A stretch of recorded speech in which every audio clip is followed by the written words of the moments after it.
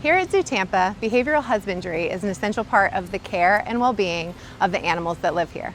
Part of that behavioral well-being strategy is to take behavioral observations on our animals to help us inform enrichment, habitat design, social management, and anything else that can impact their day. These observational projects open up the door for us to collaborate with students from universities all over the country to come in and collect behavioral data on our animals to help us move forward with those strategies. One such collaboration happened this past summer with a student from Colorado State University who came to investigate the behavior of our Malayan tiger, Kayu.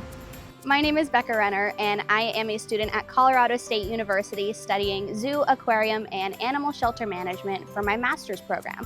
But I'm also an intern here at Zoo Tampa.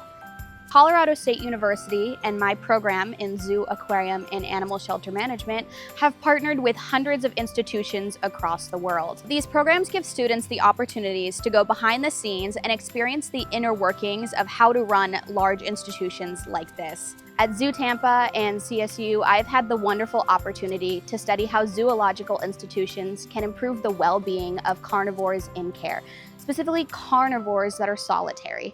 Now, one of the solitary carnivores that we have here is Kayu. Kayu is a Malayan tiger that's been with us here at Zoo Tampa for about 5 years now, and she has a very informed behavioral management program. A few years ago, unfortunately, she lost her conspecific, and this would be the first time that she's ever lived without another cat within visual access to her. So we wanted to investigate whether or not we would see positive changes if we offered her sense and olfactory signals from other cats. Even though we didn't have any more tigers, we were able to collaborate with other areas in the zoo and found that her behavior showed positive changes, so we wanted to explore that more with this partnership. Big cats are part of a specialized carnivore group that intakes their environment through their smells. Now, these smells come from other animals, and that can be feces, urine, or even just general scent marking where an animal rubs on them. Now, you might see this with your cats at home, and that's very similar. That's how they communicate with the world. Kayu is very much the same, even though she is a 212-pound tiger. One of the things that we do here with Kayu is olfactory enrichment. Olfactory enrichment is where we add multiple scents, maybe a singular scent, into her habitat to see if we can elicit certain behaviors. Some of the behaviors that we want to see with Kayu is marking, like scent marking, sometimes rolling on different scents, or a phlegm response, where they open their mouth and kind of like a grimace to get more information into their system.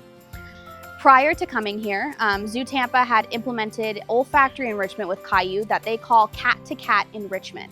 Now, this cat-to-cat enrichment came from their clouded leopards and Florida panthers. This didn't just involve throwing these scents into her habitat, but strategically placing them to elicit certain behaviors. My project looks to further this, similar to how they've done at other institutions. Taking the scents that I've gathered, like American red wolf or binturong, I strategically place them in the environment to areas that they would normally be found in.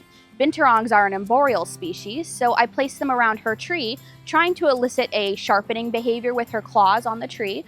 Or with our clouded leopards, also an arboreal species, I put those on her tall platform because that is where clouded leopards would most likely be. It's really rewarding to be able to see positive behavioral changes in Kayu and get to watch her perform natural behaviors that she otherwise would not have the opportunity to do without signals like this.